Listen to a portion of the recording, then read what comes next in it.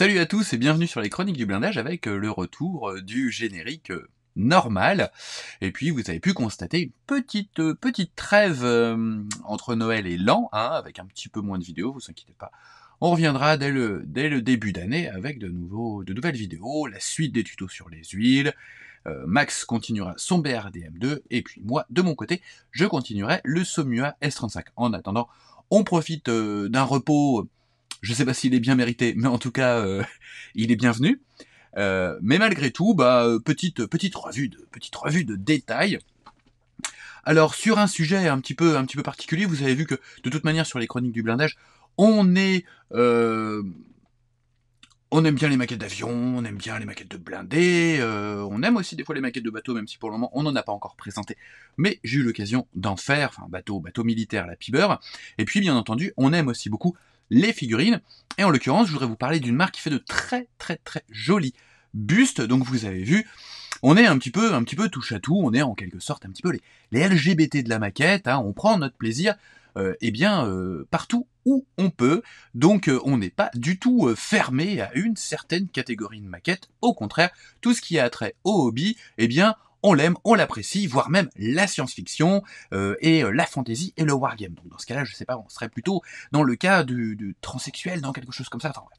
J'arrête ici la comparaison, mais du coup voilà, on est ouvert à tout et on s'intéresse surtout à tout, et c'est toujours très intéressant de s'intéresser à ce que font les petits copains à côté, parce qu'on découvre de nouvelles techniques, de nouvelles manières de faire, de nouvelles manières d'appréhender les projets. Donc j'arrête un petit peu mon blabla introductif.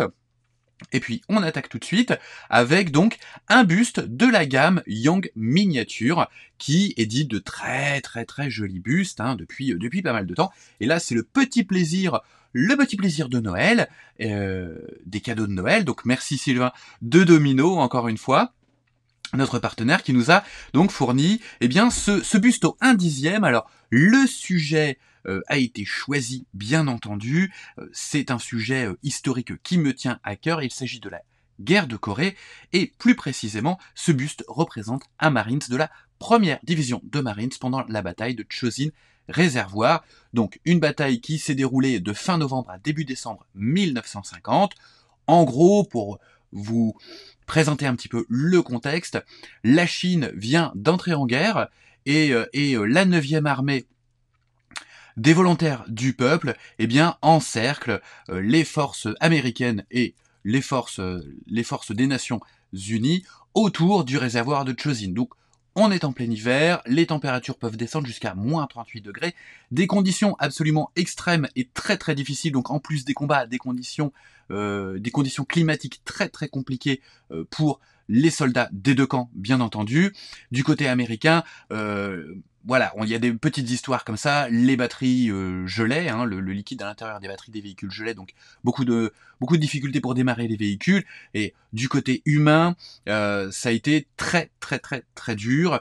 Voilà, on a des petites anecdotes comme ça, par exemple.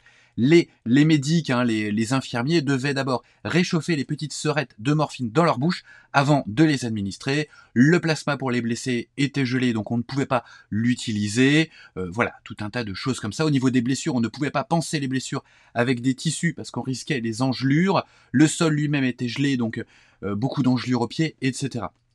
L'armée chinoise encercle donc les Américains, qui finalement arrivent à créer un corridor pour s'extraire en fait de cet encerclement à Chosin. Et on devra au caporal général, je crois, général, voilà, quelque chose, je ne me souviens plus exactement, voilà, Smith, la fameuse citation, retraite mais non, nous avançons juste dans une autre direction.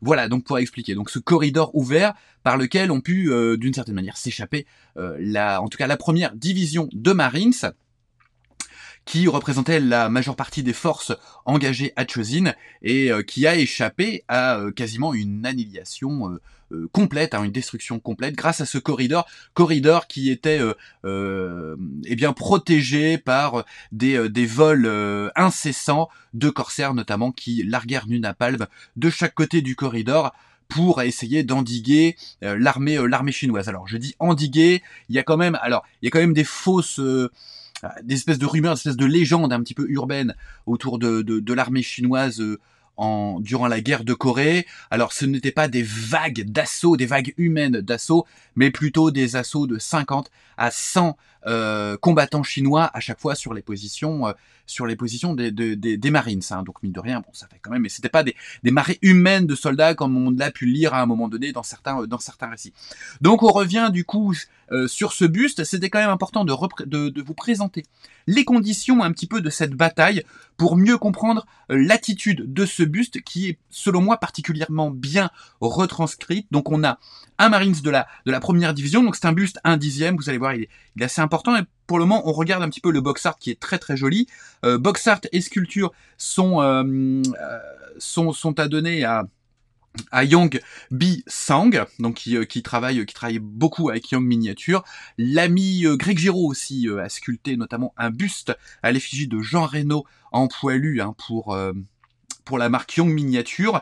Donc on revient sur notre Marines hein, qui porte donc la grosse veste chaude, la bandoulière à cartouche pour le Garand, on le voit pas là, mais on aperçoit, on le verra dans la figurine, le canon du Garand. Sous son casque lourd, eh bien, il a une casquette et en plus par-dessus la casquette, il a un linge pour réchauffer la tête. Voilà, donc il a un air alors fatigué, il a une attitude sur le visage, une expression du visage fatigué et en même temps déterminé. Donc c'est particulièrement intéressant puisque je trouve que ça retranscrit bien les conditions, la situation, à la limite l'état d'esprit. Alors si on le fantasme un petit peu, l'état d'esprit des Marines qui cherchaient à s'échapper mais de manière déterminée. Vous avez des documentaires, il y a notamment un très bon documentaire, je crois qu'il est disponible sur Netflix ou Amazon, enfin bref, je sais plus, sur Chosin en anglais, où on voit les Marines arriver à la sortie de ce corridor, hein, donc une très très longue marche dans le froid, les gars étaient agglutinés sur les véhicules, etc. Donc on les voit arriver, ils n'ont pas cet air déterminé, ils ont surtout l'air fatigués, au bout du rouleau, en guenilles, hein. Ils sont en guenilles, tous n'avaient pas les Mickey Boots, donc les grosses surbottes pour avoir chaud aux pieds. Donc beaucoup d'enjures, beaucoup de tout ça, donc on les voit arriver, c'est assez marrant, il y a un gars qui leur donne une tasse de café et un cracker, ils se jettent dessus les pauvres parce ils en peuvent plus. Le chemin pour sortir de ce corridor et de cet encerclement chinois fut très long et très pénible. Donc une des nombreuses campagne de la guerre de Corée qui est un conflit qui est assez mal représenté en maquette alors qu'il y a pas mal de choses à dire là-dessus. Voilà. On ouvre enfin cette boîte, je vais pas blablater. En fait, vous avez vu, c'est l'excuse pour parler de la guerre de Corée de Chosin Reservoir. On ouvre donc la boîte, très jolie boîte, hein. Les éléments sont très bien protégés et puis quelques éléments en fait, hein, puisque on a la partie principale du buste. On va sortir tout ça. Hein. On a le casque avec le couvre-casque en tissu. On a un petit tube en résine en fait qui vous permet de faire la jonction entre votre socle et la figurine, que vous pourrez ainsi représenter comme ça sur un petit socle en bois. On a ensuite le visage, on fera un zoom sur le visage, on regardera un petit peu ce visage fatigué, déterminé et barbu de 3 jours, même d'un petit peu plus. Hein. Et puis, des petits éléments, vous verrez, donc l'extrémité du Garand, et puis ce fameux tissu, ce fameux linge en fait, qui est par-dessus la casquette. Donc on regarde tout ça, hop, voilà. Je me décale un petit peu. Donc on commence par regarder la pièce principale. Vous avez vu, c'est très joliment moulé. Il y a voilà une carotte ici à enlever, mais au niveau ligne de moulage, il y a quasiment rien hein, en termes de préparation. Ça va aller très vite. Donc la veste typique hein, à capuche avec des accros, des coutures qu'on sautait. Hein, on a vraiment l'homme est fatigué, mais le vêtement l'est tout autant. Hein. En parlant de l'homme, justement, regardons un petit peu le visage. Vous voyez, magnifiquement sculpté. Hein. Là, ça va être un plaisir de laisser le pinceau se balader sur cette sculpture hein, qui sera guidée. La peinture sera guidée par la sculpture. Il n'y a vraiment là aucune difficulté. Tout est très bien reproduit. Hein. C'est absolument magnifique. C'est très fin. Et c'est très bien moulé. Vous avez vu aucune ligne de moulage. Juste vous enlevez la carotte et c'est bon, c'est prêt. Du côté du casque, rien à dire non plus, hein, vous avez vu, c'est très bien moulé. avec les petits, voilà, les petits accros, les petites déchirures dans le tissu qui recouvre le casque, hein, qui est un casque lourd. Et puis donc, alors voilà, l'extrémité du Garand. Très joli aussi, hein, petite attache de sangle ici. Et puis on a ensuite donc des éléments qui vont venir se positionner autour de la tête. Alors si je ne dis pas trop de bêtises, je vais regarder le box art. Alors ça doit venir, alors, il doit y avoir d'un côté de l'autre. Je suis un peu perdu. Et comment je fais? Alors, ça doit peut-être venir se mettre par-dessus. Ouais, ça doit venir en fait. C'est parce qu'il y a la carotte, du coup, voilà, qui gêne un petit peu. Donc on a, voilà, comme ceci. Et puis on a l'autre de l'autre côté. Donc il va y avoir des petites carottes qui vont peut-être gêner. Voilà, ouais, la carotte va gêner. Et vous avez comme ça, voilà, de l'autre côté. Donc le visage est entièrement enfermé, emmitouflé dans ce tissu. Donc c'est plutôt pratique de nous avoir fait ça en éléments détachés parce qu'on va déjà pouvoir peindre le visage.